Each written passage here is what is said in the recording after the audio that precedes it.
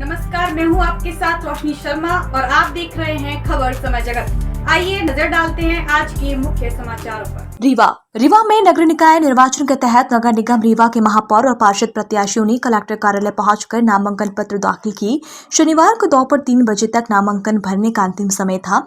अब 20 जून प्रातः 10:30 बजे से नाम निर्देशन पत्रों की समीक्षा की जाएगी तथा 22 जून दोपहर 3 बजे तक अभ्यर्थी अपने नाम वापस ले सकेंगे। इस दिन प्रतीक चिन्ह आवंटित होगा। कांग्रेस से बागी प्रत्याशी इंजीनियर दीपक सिंह ने महापौर पद हेतु आम आदमी पार्टी से तथा रामचरण शुक्ला ने समग्र उत्थान पार्टी से महापौर पद हेतु नामांकन दाखिल किए हैं। इसी प्रकार सपा और बसपा सहित अन्य राजनीतिक पार्टियों के साथ ही निर्दलीय उम्मीदवारों ने भी महापौर तथा पार्षद पद हेतु नामांकन पत्र दाखिल कर चुनाव को काफी रोचक बना दिया है। महापौर पद के लिए नामांकन करने वालों में एक व्यक्ति चाय का ठेला लगाकर परिवार का जीवन यापन करता है। उसका कहना है कि प्रधानमंत्री चाय वाला हो सकता है तो महापौर क्यों नहीं।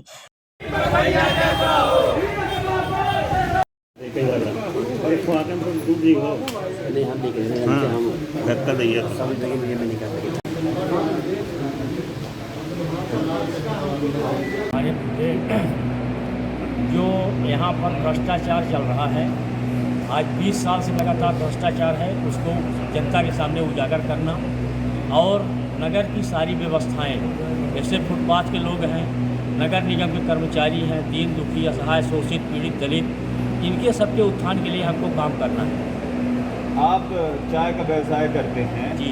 आप आत्मविश्वासी सराबोर हैं कि जब भी प्रधानमंत्री चाय बेच सकता है और प्रधानमंत्री बन सकता है तो महापौर क्यों नहीं, ये मैसेज लोगों तक कैसे कन्वे करेंगे? ये हम जन जन तक जाके घर घर जाके सबको बताएंगे कि जब माननीय मोदी जी बोल रहे हैं कि हम चाय बनाते बनाते आज देश के प्रधानमंत्री हैं, तो हमको तो रीवा नगर निगम की एक एक जनता हमको जानती है कि ये चाय वाला है, रामचरण शुक्ला चाय वाला है। और हर घर के हर व्यक्ति आके हमारे यहाँ चाय पीते हैं, इसलिए सब लोग जानते हैं कि ये चाय वाला है। कहाँ की चाय का ठेला आपका कब से लगा रहे हैं? 20 वर्ष हो गया हमको। शिल्पी प्लाजा ए ब्लॉक के पीछे हमारा चाय का ठेला है। पूरे नगर निगम 45 वार्ड की जनता हमारे यहाँ चाय पीने आती है, क्योंकि वो शिल्पी प्लाजा हृदय स्थली है और एक एक घर की एक एक व्यक्ति हमको जानते हैं। मुद्दे क्या होंगे आपके?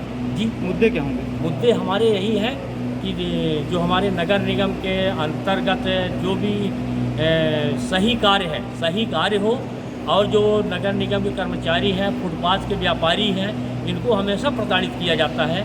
इनको व्यवस्थित रूप से सबको स्थान दिया जाए जिससे इनको कोई दिक्कत ना हो। किस पार्टी से आप चुनाव लड़ रहे हैं? हम समग्र उत्थान पार्टी से चुनाव लड़ रहे हैं। आपके सामने बड़े बड़े धुरंधर खड़े हुए हैं।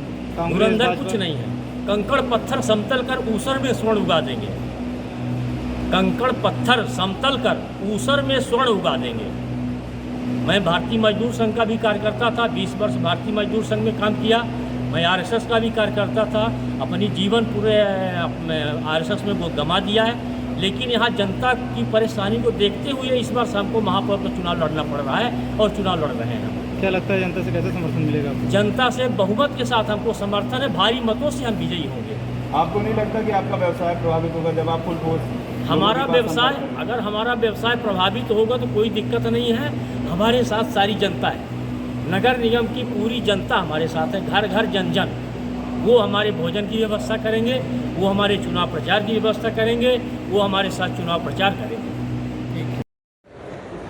मुद्दे जो आपके हैं वही मुद्दे मेरे हैं, यानी आम जनता, पत्रकार बंधुओं और जो रीवा की आम जनमानस की ज़रूरतमंदों की चीज़ें हैं, जो मौलिक अधिकार है, जिससे वो लगातार 70 सालों से वर्जित हैं, उनको मिल नहीं पा रहा है। लगातार 20 साल से यहाँ के बीजेपी का शासन चल रहा है, 20 साल से बीजेपी का महापौर थे। तो यहाँ के मुद्दे जो हैं वो बिल्कुल क्लियर हैं कि जो सिविल लाइन का मुद्दा है, 219 करोड़ रुपए का जो घोटाला किया गया बीजेपी सरकार द्वारा, आम जनता का जो टैक्स का पैसा है जिससे आम जनता ने रोडें बनवाई थी, आज उन रोडों पे ये बरसात के मौसम में निकला नहीं जा सकता है। इससे दयनीय स्थिति कुछ नहीं हो सकती। बिजली आपने देख रखी, बिजली किस तरह का क्या है हाल है, लगातार लोगों के गलत सलत बिल आ रहे हैं। नगर निगम के अंदर पूरी तरह से भ्रष्टाचार व्याप्त है और हम केजरीवाल की सेना हैं। जिस तरह से पंजाब के अंदर आपने देखा होगा कि जब हमारे ही स्वास्थ्य मंत्री ने 1% की बात आई कमीशन की, तो हमारे मुख्यमंत्री आगे जाकर उनको गिरफ्तार कराने का काम किया। अब ये आप लोग समझ सकते कि अब रीवा में आने वाले टाइम में हम लोग भ्रष्टाचार के खिलाफ झाड़ू लगाने वाले हैं। जो यहाँ पे घोटाले हुए हैं उसके खिलाफ हम लोग झाड़ू लगाने वाले हैं। और जिस तरह से लगातार बीजेपी का शासन और बीजेपी के यहाँ पार्षद रहे हैं और जिस तरह से यहाँ पे मैं जनता के बीच में गया हूँ, जनता ने ये साफ मन बना लिया है कि ना तो बीजेपी ना तो कांग्रेस, इस बार झाड़ू होना चाहिए। अब इस बार झाड़ू। आपने नामांकन दाखिल किया है, क्या प्रमुख मुद्दे रहेंगे, किस आधार पर चुनाव लड़ेंगे? चुनाव का आधार शिक्षा, स्वास्थ्य, रोजगार और जिस तरह से हमारा एक बड़ा मुद्दा है आरक्षण। जिस तरह से आरक्षण ख़त्म किया जा रहा है हमारे ओबीसी का, और अगली कार्रवाई SC ST पर होने वाली है, तो हमारा एक मुद्दा तो आरक्षण है। और दूसरा रीवा के नगरवासियों के लिए जिस तरह से शिक्षा की व्यवस्था बिल्कुल दुर्गति हो चुकी है और भ्रष्टाचार के कारण से ना तो रोड अच्छी है, ना तो नाली बन रही है खुला हुआ, और पानी जिस तरह से पी रहे हैं, सारा हुआ पानी लोग पी रहे हैं, आप लोग देख ही रहे हैं। तो हमारा मुद्दा तो ये है कि पहले शिक्षा व्यवस्था ठीक कराएं रीवा की, और पानी की व्यवस्था ठीक कराना है। और इसके साथ ही एक मुद्दा और आप देख रहे होंगे कि रीवा में पर्यावरण को लेकर कोई काम नहीं हो रहा है। पर्यावरण के लिए काम करना है, और स्कूल, पार्क सरकारी जगहों पर पार्क की बात हम बार बार कर रहे हैं। प्लेग्राउंड बनवाना है, प्लेग्राउंड की तो यहाँ कोई नाम ही नहीं लेता, और सिर्फ ये बात होती है कि बच्चे यहाँ से खेल के लिए आगे निकालेंगे। कैसे निकालेंगे जब यहाँ प्लेग्राउंड नहीं होगा? जितनी सरकारी जगह हैं उन सरकारी जगहों में बड़े बड़े मार्ग निर्माण हो रहा है, तो सबसे पहले तो इस पर हमको रोक लगाना है। और अतिक्रमण देख ही रहे हैं बहुत बुरी तरह से है।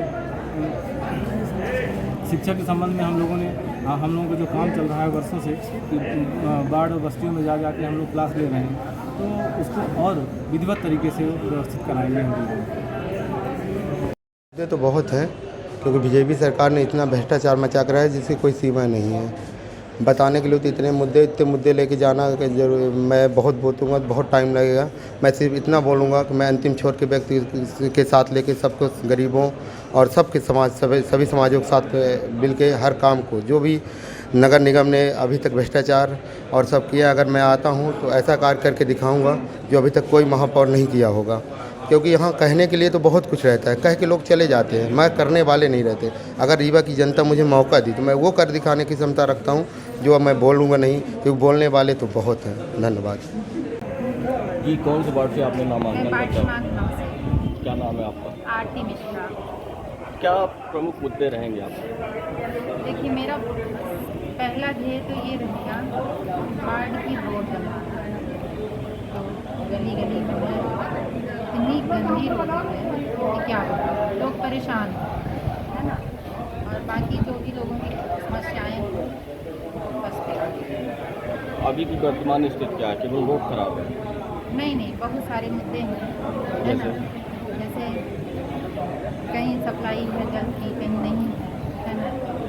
और स्कूल कहीं पे व्यवस्थित है, कहीं नहीं है। रोड की स्थिति तो सर्वोपरि है। और बहुत सारी मतलब बुजुर्ग माता बहनें जो हैं, माता और जो भी बुजुर्ग लोग हैं, उनका बहुत ये कंप्लेन है कि मेरी पेंशन नहीं बन पा रही है किसी न किसी कारण से। जो भी मतलब उन्हें गवर्नमेंट के लाभ मिलने चाहिए वो चीज़ उनको नहीं मिल पा रही है। एक सिग्नेचर के लिए उन्हें जगह जगह भटकना पड़ता है ना। तो मैं यही कहूँगी और करूँगी भी, उनको जो भी उनकी पर्सनल समस्याएं होंगी, वार्ड की समस्याएं होंगी, जो मेरे लेवल की, उनको मैं जरूर सकूँ।